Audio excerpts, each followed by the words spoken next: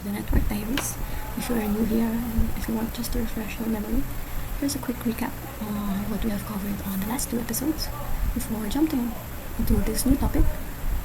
From episode 1, which is the remote access unlocked telnet essential, wherein we started from scratch, learning how to set up a telnet to remote access and manage network from devices. And episode 2, which is the breaking VLAN barriers, and on that video we configured how VLANs on different switches can communicate using trunking. And for now, episode 3, we are stepping up on the router on a stick, which is a technique that uses single router interface to route traffic between multiple VLANs, and compared to the episode 2, wherein we can only ping PCs with the same VLAN. In this episode, we will now use a multiple VLAN by creating subinterfaces for the VLAN tags.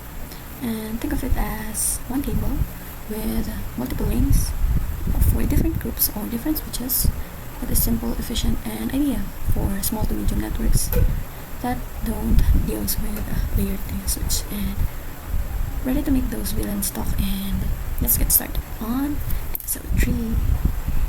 And now we are in the logical topology of our networking diaries episode 3, which is router on a stick, one link to route them all with our main address of 172.168.0/17 as our main network address. Our topology is from our episode 2 video, which is the breaking VLAN barriers, wherein we configure the VLANs to communicate with the same group. And now we are now building a router on a stick, which is a inter-VLAN communication. And as we can see, we will use the command encapsulation.1q. We have router here, which is named router 1, and it will be the gateway, and boom, for us to communicate on the different VLANs around our topology. And we also have trunked the switch 1 for the added gigabit 0/1 port for it to communicate on the other switches, because using a switch port that doesn't have a trunk, it will not be used. The router won't see the VLAN from incoming frames, and inter-VLAN won't successfully be used. And in short, it is like sending a message without its address or receiver. And with that, let's move on to configuring the subinterfaces and using the encapsulation.1q. We are going to configure the VLAN addresses on the encapsulation.1q for it to communicate on the different VLANs that we have, and we will create subinterfaces for VLAN 10, 20, and 30. And now let's enable FT for configuration terminal, and we will use these port gigabit 0/0/0 for our port, int J0/0/0.10 for VLAN 10. We'll use the encapsulation.1q 10 again for VLAN 10, and we'll give an IP address, IP add 172.172.110.54, so it will cover all the IP address that we have from our gateway to this IP, and 255.255.255.0. That is for the gig.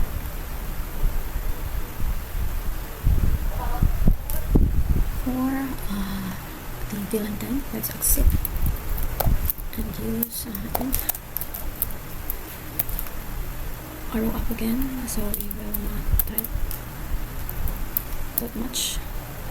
Encapsulation.1q 20 for VLAN 20. and IP address of 172.172.20.254, 255.255.255.0 again for the IP address. And let's exit. And on the last is 30 encapsulation that 1Q30 for VLAN 30.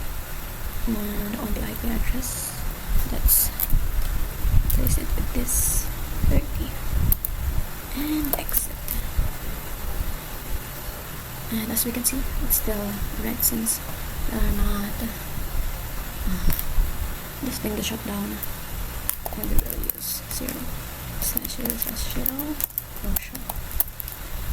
It is now up and ready to use router on stick. And for this topology, we have multiple VLANs, but only one router, because in real life router is expensive. We need also inter-VLAN connection, so this PC can talk to this, can talk to this again, and we want a cost-effective alternative to a layer 3 switch, which is a heck of a expensive switch. And when to use this router on the stick, and it is useful for small to medium networks like schools, labs, small businesses, or even early stage of setups. And when scalability is not top priority, and as what I am saying earlier, and as I was saying, we don't have a fancy layer 3 switch, which is aka a switch that is have its own brain, because you can just route just using that switch. And we have also assigned the IP addresses on each PCs, so we don't need to do that. We have